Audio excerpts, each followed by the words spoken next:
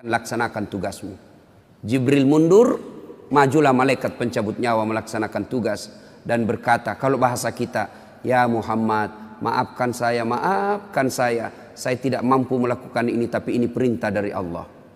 Lalu Nabi bersabda, laksanakan tugasmu, saya pun siap melakukannya.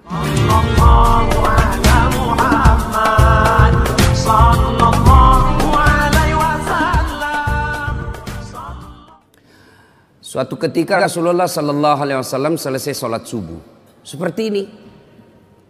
Tiba-tiba Rasulullah naik ke atas mimbar dan pidato. Saudara-saudara sekalian, bertahun-tahun sudah kita dakwah menyebarkan Islam. Siang malam, suka duka kita lewati untuk menyiarkan agama Allah. Mungkin sepanjang perjalanan bersama kalian, ada di antara kalian yang pernah aku sakiti perasaannya. Saya mohon, sebelum akhirnya berakhir kehidupan ini, saya minta di antara kalian ada yang pernah saya sakiti, ajungkan tanganmu. Saya minta kalian membalas. Lebih baik hari ini daripada hari pembalasan kelak. Suasana hening. Hampir seluruh sahabat menangis, termasuk Abu Bakar Siddiq. Dalam keheningan itu, salah seorang sahabat bernama Uqasyah, dia angkat tangannya. Ya Rasulullah, saya pernah Anda sakiti. Kata Nabi, kapan? Saat itu perang. Anda naik onta, saya di samping Anda. Anda cambuk ontanya, saya kena. Hari ini saya ingin melakukan pembalasan. Sahabat semua jengkel. Wah, ini Nabi lagi sakit masih mau juga melakukan pembalasan. Maka berdirilah Umar bin Khattab. Uqasyah, kalau kau ingin melakukan kisah pembalasan, saya yang kau cambuk. Jangan kau sakiti Rasulullah. Kata Nabi, Umar, saya paham niat baikmu. Tapi dosa, nafsi-nafsi tidak boleh ditanggung. Duduk kau Umar. Duduk Umar. Maju Uqasyah, ditahan lagi oleh Abu Bakar. Wahai saudaraku, jika tanganmu ingin betul nyambuk, diriku kau cambuk. Jangan baginda Rasulullah Muhammad sallallahu alaihi wasallam. Nabi bersabda, Abu Bakar, saya paham niat baikmu, tapi dosa tidak boleh diwakilkan. Duduk kau. Duduk Abu Bakar. Maju makin maju Uqasyah dengan cambuknya. Lalu berdiri cucu beliau Hasan Husain. Wahai Uqasyah, jika tanganmu ingin mencambuk keturunan Rasulullah, jika engkau ingin mencambuk darah daging Rasulullah, maka cambuklah kami cucunya. Sama kau mencambuk dan menyakiti Rasulullah. Tolong, jangan kakek kami kau sakiti. Nabi meneteskan air mata dan berkata, cucuku, dosa tidak boleh diwakilkan untuk. Duduk engkau, duduklah. Hasan Husain semakin mendekat Uqasyah. Dia angkat cambuknya. Begitu dekat, dia buang cambuknya, lalu dia peluk Nabi. Sahabat semua heran, apa maksudmu? Tadi kau mau mencambuk Nabi, sekarang kau peluk sambil menangis. Dengar jawaban Uqasyah. Dia lalu berkata, ya Rasulullah, maafkan saya. Saya tahu sebentar lagi Anda meninggalkan kami. Ingin rasanya tubuhku yang hina ini memeluk badan Rasulullah sebelum kita berpisah. Kalaupun kelak nanti kita berpisah, di akhirat tentu kita berbeda tempat. Ya Rasulullah, rindu rasanya kulit saya ini menyentuh Rasulullah. Lalu Rasulullah bersabda, saudara-saudara sekalian, jika engkau ingin melihat sahabatku di akhirat kelak, lihatlah ini, karena cintanya kepada Rasulullah Muhammad sallallahu alaihi wasallam. Tepat hari Senin 12 Rabiul Awal tahun ke-11 Hijriah, bersamaan dengan hari lahirnya Rasulullah, hari Senin tanggal 12 Rabiul Awal tahun ke-11 Hijriah, Allah perintahkan kepada malaikat Jibril, Jibril, kau turun jemput kekasihku Muhammad, cabut nyawanya. Dengan catatan, tanya dulu. Jika dia sudah mau, lakukan tugasmu. Tapi jika belum mau, tunda tugasmu sampai dia mau. panggil 3 malaikat menyertaimu. Mikail, Israel, Israfil. Turunlah malaikat. Di langit ke-7 mereka masih berempat. Langit ke-6 mereka masih berempat. Sampai di langit pertama malaikat Jibril berkata, "Wahai malaikat pencabut nyawa, kau sajalah yang turun ke dunia. Saya tidak tega menemanimu dan melihat engkau mencabut rohnya Muhammad sallallahu alaihi wasallam." Lalu malaikat pencabut nyawa berkata, "Jibril, kenapa kau tidak turun menyertai kami? Bukankah selama ini engkau yang menyertai Rasulullah? Bukankah selama ini engkau yang menemui Rasulullah? Kami tidak pernah menemui Rasulullah. Turunlah bersama kami." Jibril berkata, "Maafkan saya tidak betul-betul tidak mampu melihat engkau mencabut rohnya Rasulullah." Turunlah 4 malaikat ini. Lalu malaikat mengetuk pintu Rasulullah, ketuk rumah Rasulullah. "Assalamualaikum warahmatullahi wabarakatuh ya Rasulullah." Nabi dalam rumah menjawabnya, "Waalaikumsalam warahmatullahi wabarakatuh." Fatimah membuka pintu, ternyata tidak ada orang di depan pintu. Rasulullah lalu bersabda, "Sudah ada di samping saya." Malaikat pencabut nyawa berkata, "Ya Muhammad, hari ini aku diperintah Allah untuk mencabut ruhmu. Menurutmu bagaimana?" Kira-kira kalau Bapak ditanya seperti itu, apa jawaban Bapak? Kalau saya ada saat hari ini Allah perintah untuk mencabut ruhmu, maka saya akan menjawab, "Tunggu dulu, istri saya baru 1. Rasulullah menjawabnya, "Wahai malaikat, 24 nabi dan rasul senior saya, 24 nabi dan rasul pendahulu saya, setelah mereka melaksanakan tugas, mereka pun menghadap kepada Allah. Hari ini saya siap menghadap, tapi saya lihat ini ada keanehan." "Apa ya Rasulullah? Mana malaikat Jibril? Kok tidak ada di antara kalian? Mana sahabat saya? Mana Jibril?" Malaikat pencabut nyawa berkata, "Jibril menunggu di atas langit. Dia tidak datang untuk menyertai kami." Lalu Nabi perintahkan, "Kau panggil dulu. Ada perkara yang penting yang ingin saya tanyakan kepada Jibril. Setelah itu saya siap menghadap kepada Allah." Naiklah malaikat pencabut nyawa dan berkata kepada Jibril, "Ya Jibril, engkau dicari sahabatmu. Turunlah engkau menyertai kami." Turun malaikat Jibril. Lalu ketemu dengan Nabi. Nabi bertanya kepada Jibril, "Ya Jibril, kalau hari ini aku harus menghadap kepada Allah, tolong berikan saya berita gembira. Tolong perdengarkan saya kalimat yang nikmat di telinga saya." Lalu Jibril bersabda, "Ya Muhammad, saya dapat berita gembira dari Allah. Seluruh malaikat yang pernah Allah ciptakan antri untuk menyambut rohmu ya Muhammad. Apalagi ya Jibril, ya Muhammad, seluruh Nabi 24 haram masuk surga sebelum engkau lebih dulu. Meskipun engkau Nabi paling terakhir, tapi Allah memberikan garansi dan jaminan. Haram seluruh Nabi dan Rasul masuk ke dalam surga sebelum engkau lebih dulu ya Muhammad." Nabi mengucapkan Alhamdulillah. "Apalagi ya Jibril, ya Muhammad, jika engkau punya dosa dan kesalahan, Allah telah mengampuni dosa dan kesalahanmu." Nabi bersabda, "Alhamdulillah."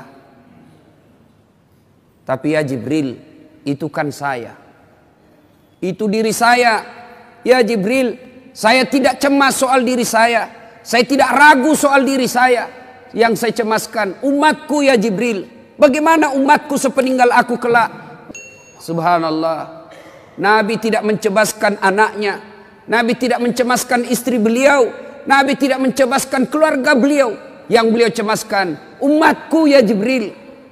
Jibril lalu berkata, "Baiklah kalau begitu ya Muhammad, nantikan saya." Jibril lalu menghadap kepada Allah. Selang beberapa saat muncul kembali dan berkata, "Ya Muhammad, aku telah mendapat berita gembira dari Allah. Meskipun engkau sudah tidak di tengah-tengah mereka, meskipun engkau sudah tidak berada di tengah umatmu, selama umatmu berpegang kepada Quran dan Sunnah, mereka akan selamat dunia sampai di akhirat." Mendengar ini Rasulullah lalu tersenyum dan berkata, "Alhamdulillah, segala puji bagi Allah." Malaikat pencabut nyawa, silahkan laksanakan tugasmu. Jibril mundur, majulah malaikat pencabut nyawa melaksanakan tugas dan berkata, kalau bahasa kita, ya Muhammad, maafkan saya tidak mampu melakukan ini, tapi ini perintah dari Allah. Lalu Nabi bersabda, laksanakan tugasmu, saya pun siap melakukannya. Undur malaikat Jibril, majulah malaikat pencabut nyawa melaksanakan tugasnya. Keluar rohnya Rasulullah, perlahan-perlahan meninggalkan telapak kaki Rasulullah. Telapak kaki Rasulullah menggigil naik ke atas betis Rasulullah, naik ke paha Rasulullah, sampai ke perut. Bercucuran keringat Rasulullah, keluar keringat Rasulullah di wajah Rasulullah. Malaikat Jibril lalu berpaling. Nabi lalu bersabda, wahai malaikat Jibril, kenapa engkau palingkan mukamu? Apakah engkau jijik melihatku? Apakah kau jijik melihat wajah saya? Jibril bersabda, ya Muhammad, ketahuilah demi Allah yang menguasai segala-galanya, tidak aku jijik melihat mukamu ya Muhammad. Aku tidak tega melihat engkau menghadapi sakaratil maut. Aku tidak mampu melihat engkau menghadapi sakaratil maut.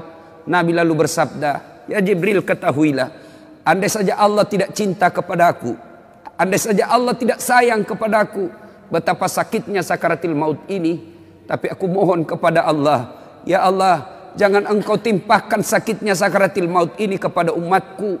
Bebankan seluruh penyakit sakaratil maut ini, bebankan seluruh sakitnya sakaratil maut ini hanya kepada aku. Jangan engkau berikan umatku ya Allah. Begitulah cintanya Rasulullah kepada kita. Perlahan-lahan sampai ke tenggorokan.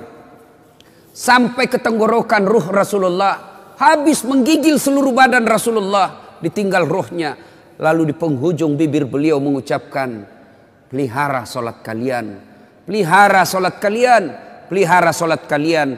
Yang kedua Rasulullah berpesan, pelihara wanita di antara kalian, pelihara anak-anak gadis kalian, pelihara istri-istri kalian.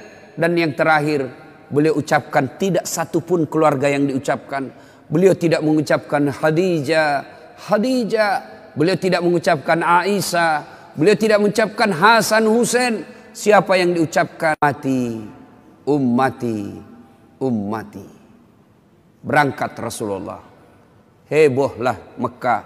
Berduka seluruh Mekah. Abu Bakar menggigil. Sahabat yang lain meneteskan air mata. Satu sahabat yang tidak mau menerima kenyataan, Umar bin Khattab. Ketika disampaikan orang-orang, Rasulullah telah meninggalkan kita, Rasulullah telah menghadap kepada Allah, heboh satu Mekah.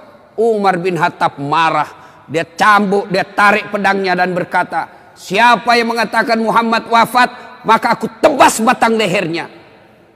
Umar tidak bisa, Umar tidak mampu menerima kenyataan Rasulullah berpisah dengannya.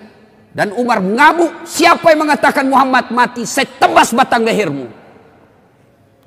Tampil Abu Bakar Siddiq berdiri di depan rumah Rasulullah dan bersabda dan berkata, siapa yang menyembah Muhammad, sesungguhnya Muhammad telah menghadap kepada Tuhannya. Tapi siapa yang menyembah Allah, Allah tidak akan mati, Allah akan abadi selama-lamanya. Mendengar ini lunglai seluruh badan Umar, jatuh sempoyongan tidak mampu berdiri. Begitu menyadari Rasulullah telah meninggalkannya. Begitulah para sahabat mencintai Rasulullah. Bagaimana cinta kita kepada Rasulullah?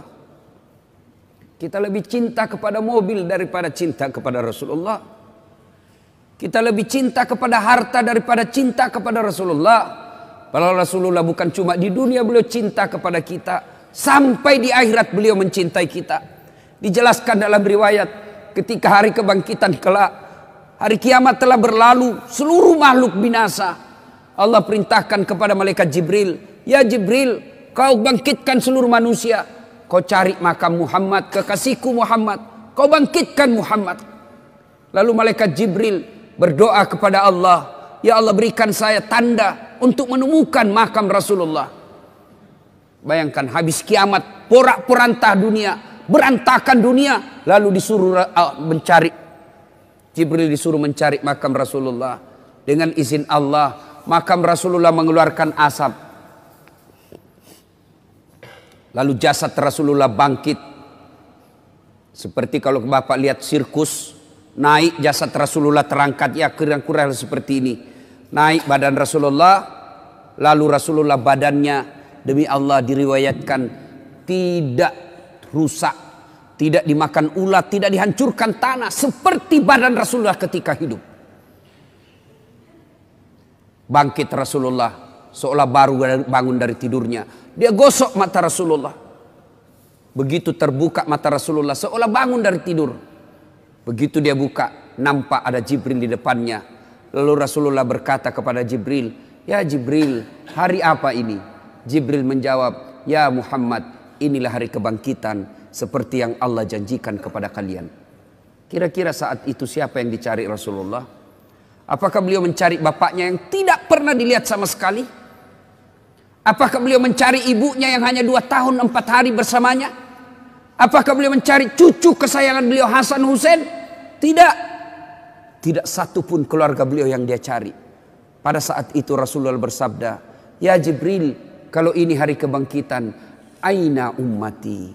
Mana umatku? Mana umatku Jibril?" Kita yang dicarinya.